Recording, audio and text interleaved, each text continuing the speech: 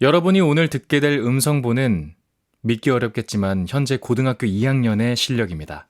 오늘 컨설팅의 대상자는 제 영상 초반 때부터 저를 많이 아껴주시고 사랑해주셨던 이우성님이라는 분이 보내주셨는데요. 스피치에 관심이 많아서 제가 많은 질문과 답변을 해줬었고, 이전에 제가 한번 음성본을 받아서 그거에 대한 피드백도 해줬었었는데 처음에 받을 때 충격받았습니다. 아니, 이게 정녕 고등학생의 실력인가? 나는 대체 그때 뭐 했는가, 이런 생각이 들더라고요. 자, 그래서 지금부터 우성님의 음성본을 들어보도록 할 건데요. 타인의 특징과 그 사람에 대한 연습 방법, 개선 방향 같은 걸 들으면은 자기한테 적용되는 것도 있고 또 귀가 트입니다.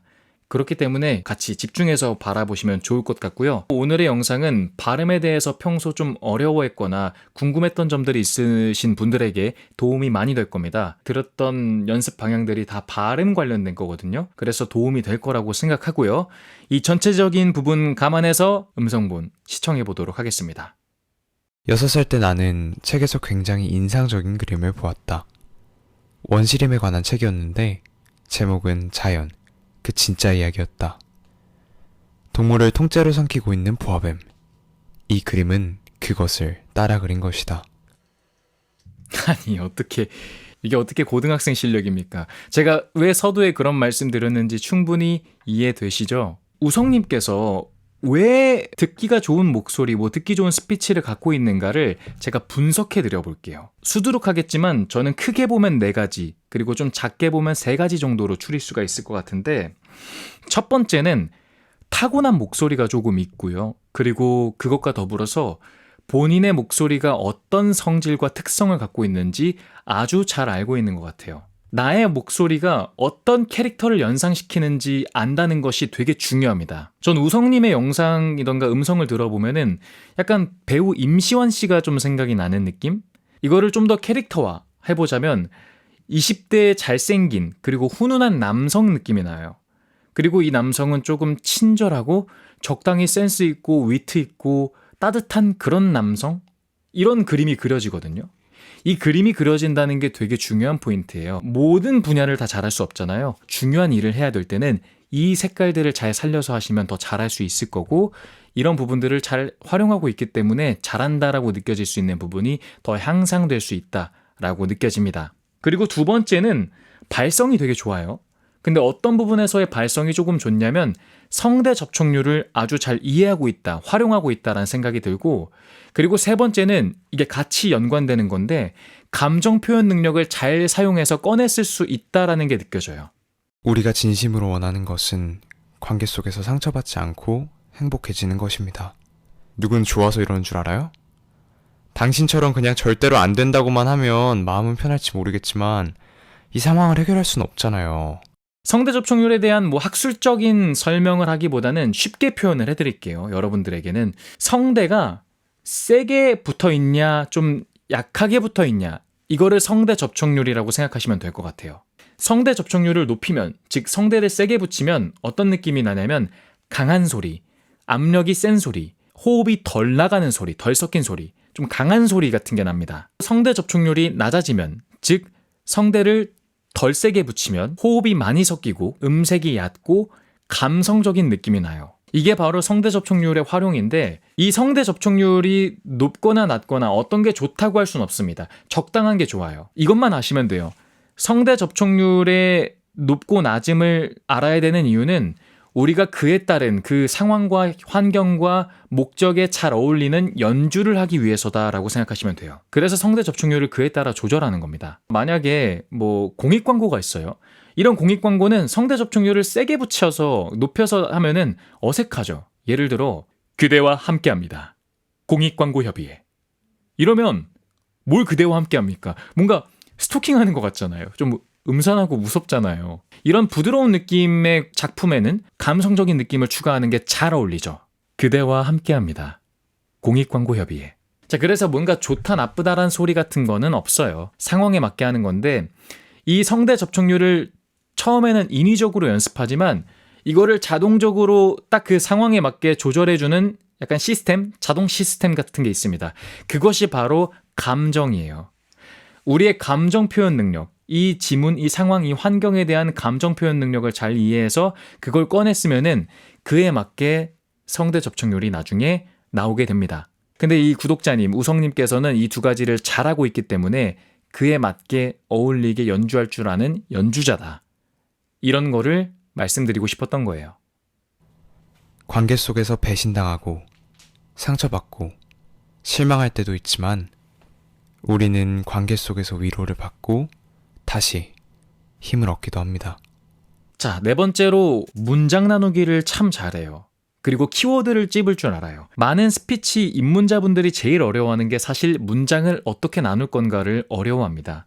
근데 지금 진짜 자연스럽게 잘 나눴어요. 쉼표 활용할 때는 또 쉼표 활용할 줄 알고 이 박자를 잘 이끌어갔다라는 게 느껴집니다. 적당하게 잘 나누고. 그리고 그 문장이 나눠진 상태에서 이 부분을 좀 살려야 좋고 나머지를 조금 약하게 좀 죽여야 자연스럽겠다라고 하는 거를 잘 활용하고 있습니다. 이 전체적인 부분들이 다 합쳐져서 이분의 음성본, 이분의 스피치를 들으면 잘한다라고 인식하게 되는 게 아닐까 저의 개인적인 견해를 펼쳐보았습니다.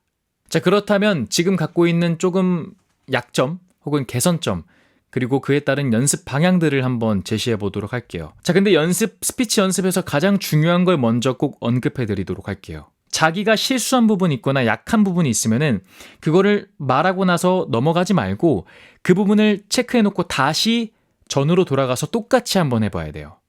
그래야 내가 부족했었던 안 되던 패턴들이 되는 패턴으로 바뀝니다. 이거 꼭 모든 분들 유념하시기를 바랄게요. 자, 지금 우성님께서 조금 연습해야 될 방향은 모두 발음 문제입니다. 그래서 이 발음 문제를 크게 두 가지로 제가 오늘 한번 전달 드려보도록 할 텐데, 첫 번째는 혀 접촉 소리, 그러니까 좀 쩝쩝 소리가 많이 난다. 그리고 발음을 불명확하게 하는 경우들이 있다라는 것들을 제공해 보도록 할게요.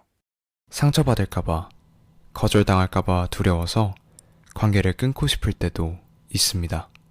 더 늦기 전에 희생시킬 한 명을 선택합시다.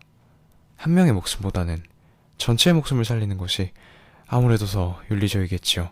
자, 지금 들어보시면은 그 약간의 접촉, 그 쩝쩝 소리가 났죠. 물론 이게 예민한 마이크, 즉 컨덴서 마이크를 사용하셨기 때문에 더 도드라진 게 있지만 어쨌든 이것을 고칠 수 있는 방법을 알려드리면 그리고 효과적이기도 하고 이게 일상 대화 속에서도 느껴질 때가 있을 겁니다. 그리고 불명확한 발음도 이것과 연관되어 있는 부분이 있기 때문에 그거를 제공해 보도록 할게요. 자, 이 문제들이 생기는 원인은 뭐냐면 혀와 입에 근력이 조금 부족해서 생기는 현상이라고 저는 생각하거든요.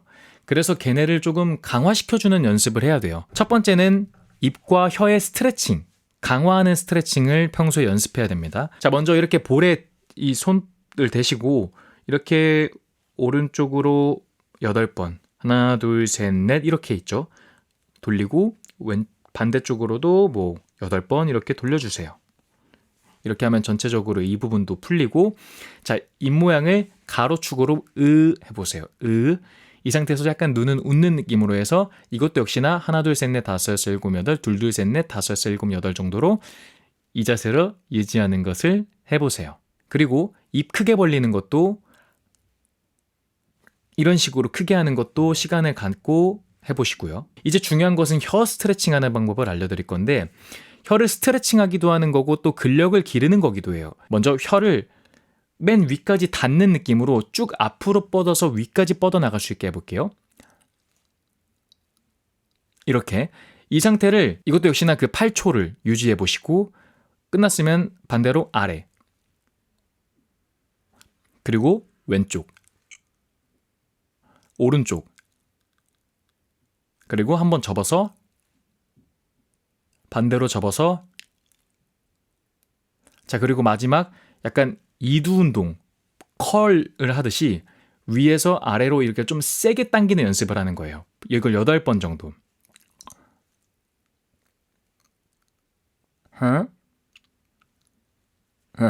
이렇게 8번 정도. 이거를 하시면은 혀의 근력 강화가 되고 전체적으로 구강이 다 풀리기 때문에 접촉을 약하게 시켜서 생겼었던 불명확한 발음도 덜 나요. 자, 그래서 바로 이어서 혀 접촉 소리, 쩝쩝 소리가 덜 나는 방법을 좀 더 제시해 볼게요.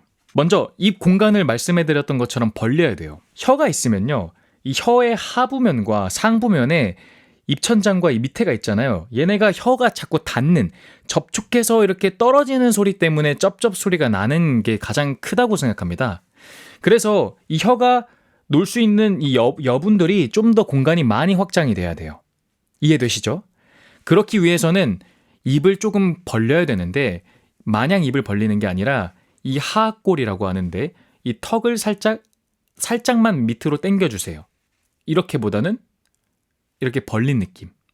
이렇게 하면은 그 특유의 붙었다 뗐다 해서 나는 소리가 덜 날 겁니다. 자, 거기서 한술 더 떠서 입을 다물지 않고 말하는 습관을 들여야 돼요. 제가 말하는 거를 잘 유심히 보시면은 저는 입을 최대한 안 다뭅니다. 물론 양순음, 즉 미음, 비읍, 쌍비읍, 피읍 같은 이런 닫히게 되는 발음은 어쩔 수 없이 닫지만 나머지 발음 때는 입술을 닫으면서 말을 잘 안 해요. 근데 닫았다가 뗐다가 하면은 혀에 접촉 소리가 심하게 날 수 있습니다. 입을 닫지 않고 이 상태에서 유지하도록 해야 돼요. 어린 왕자는 말했다. 그는 대답했다. 그는 나에게 물었다. 이해되시죠? 이게 첫 번째 문제점에 대한 연습 방법을 제공해 봤고요. 자, 그리고 두 번째 문제점은 말 속도가 가끔 조절이 안 되게 빨라지는 경향이 있더라고요. 우리가 선택할 수 있는 답안은 논리적으로 두 가지다. 지금은 특수한 상황이니까 현실적인 대안을 생각해야 해요. 특수한 상황이면 모든 게 허용된다는 겁니까? 지금 말의 속도가 좀 빨라서 발음이 뭉개지는 현상들이 생기죠. 이거를 말의 속도를 좀 감당할 수 있는 나한테 적정 속도를 맞추는 세팅 연습이 필요합니다. 이게 제가 라이브 방송 때도 많이 했었던 건데 다시 한번 알려드려 볼게요.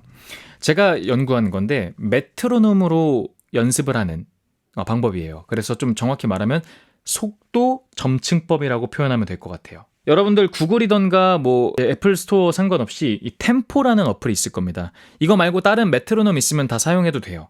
템포 라이트라는 이름을 갖고 있더라고요. 이 메트로놈은 박자를 세주는 기계입니다. 그래서 이 박자를 아주 천천히부터 조금씩 늘려나가는 연습을 할 건데 제 방식을 알려드리면 박자를 20으로 설정하고 그 속도대로 먼저 낭독을 하고 그 다음에 30으로 맞춰서 낭독하고 그 다음에 풀어서 프리하게 하는 걸 합니다. 실습으로 보여드릴게요. 먼저 20을 합니다.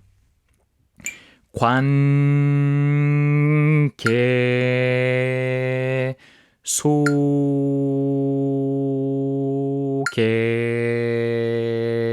속에서 이 속도로 저는 보통 한두 문장 정도 낭독을 하고요. 30으로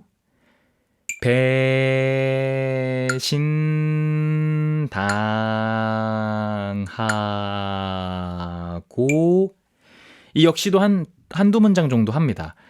그리고 나서 메트로놈을 그냥 끄고 방금 30 정도의 속도를 유지한 채 읽어 나가다가 조금씩 마치 비행기가 뜨듯이 올라가게 적절 속도에 맞추도록 해요. 실망할 때도 있지만 우리는 관계 속에서 위로를 받고 다시 힘을 얻기도 합니다. 나는 갑자기 나타난 이 유령 같은 아이를 뚫어지게 바라보았다. 나는 그에게 물었다. 넌 여기서 뭘 하고 있니? 그러자 그는 아주 천천히 아주 중요한 일을 말하고 있는 것처럼 반복해서 말했다. 적정 속도가 맞춰졌죠. 이 세팅 연습을 좀 해야 돼요. 이런 방식으로 연습을 하시면은 과하게 빨라지는 말의 속도를 좀 제어하는 그런 감각이 생기거든요. 패턴이 잡히거든요. 영상의 시간상 좀 스킵했어요. 너무 빨리 상승하면 안 됩니다. 적당하게 그 템포 유지하면서 조금씩 올라가는 감각을 익혀보시기를 바라게요. 그리고 또 하나 중요한 포인트는 한 글자 한 글자 읽을 때 분절해서 읽지 마시고 음절을 연결해서 연속해서 읽어야 됩니다. 관, 계, 속 이게 아니라 관계 속에서 배신당하고 상처받고 이런 식으로 연결해서 읽어야 된다라는 것까지만 이해하시면 아주 도움이 될 거라고 생각을 합니다. 자, 오늘 이렇게 간단한 피드백과 그리고 연습 방향 제시해 봤는데요. 괜찮으시다면은 하루에 30분 정도 제가 제공드린 연습하시고 약 2주 정도 뒤에 똑같은 지문으로 저한테 다시 보내주시면 좋을 것 같습니다. 한번 노력해서 해보시기를 바라겠습니다. 끝으로 다시 한번 말하지만 우성님은 제가 지금까지 봤었던 고등학생들 중에서 제일 잘합니다. 그냥 일반 프로 같아요. 근데 오히려 이게 손해가 될 수도 있어요. 공식은 아니지만 잘하는 사람들은 간절함이 조금씩 사라지게 됩니다. 내가 잘하니까. 근데 그게 지금의 시기에서는 오히려 해가 될 수 있기 때문에 제가 우성님의 인성을 조금이나마 알고 있기 때문에 걱정은 안 하지만 혹시나 싶어서 꼭 당부드리는 건데 절대 이것을 역기능으로 쓰지 마시고 순기능으로 사용하기를 바라겠다라는 어줍지 않은 조언하면서 영상 마무리해 보도록 하겠습니다. 영상 재밌게 보신 분들 있다면 구독과 좋아요, 알람 설정 부탁드리도록 하겠고요. 저는 다음 영상 때 찾아뵙도록 하겠습니다. 그러면 남은 하루도 더 나은 하루 보내시길 바라겠습니다. 고맙습니다.